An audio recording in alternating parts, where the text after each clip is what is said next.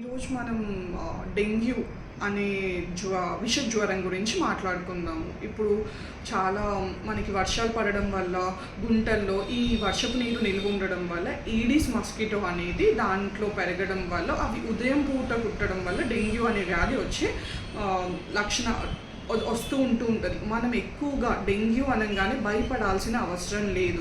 మనం కొన్ని జాగ్రత్తలు తీసుకొని సమయానికి డాక్టర్ని సంప్రదిస్తే డెంగ్యూ జ్వరం వల్ల వచ్చే కాంప్లికేషన్స్ని మనం మంచిగా ప్రివెంట్ చేయొచ్చు. అందరికీ తెలిసింది ఏంటి అంటే డెంగ్యూ వల్ల రక్తనాళాలు ముఖ్యంగా ప్లేట్లెట్స్ కణాలు అనేవి తగ్గుతూ ఉంటాయి అన్నమాట. ఇవి తగ్గడం వల్ల ఏమవుతుంది, మనకి రక్తస్రావం అయ్యే ప్రభావం ఎక్కువ అవుతుంది. ముఖ్యంగా మనకి ఏంటి, మన మోషన్ నల్లగా అవ్వడం కానీ, లేకపోతే చిగుళ్ళెమ్మటి రక్తం రావడం కానీ, ఒంటి మీద చిన్న చిన్న ఎరుపు రంగు చారలా రావడం గమనిస్తూ ఉంటాము.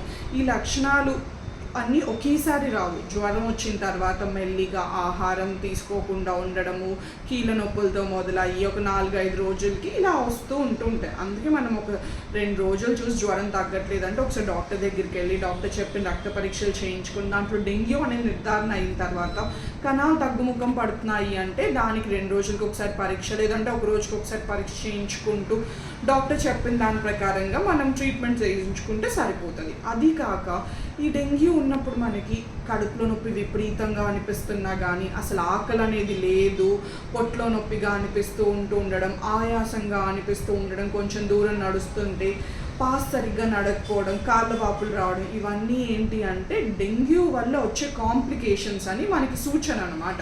ఇవి రాకముందే మనం ముందుగానే ట్రీట్మెంట్ అనేది డాక్టర్ని సంప్రదిస్తే ఇవన్నీ మనము మంచిగా అవాయిడ్ చేయొచ్చు అన్నమాట.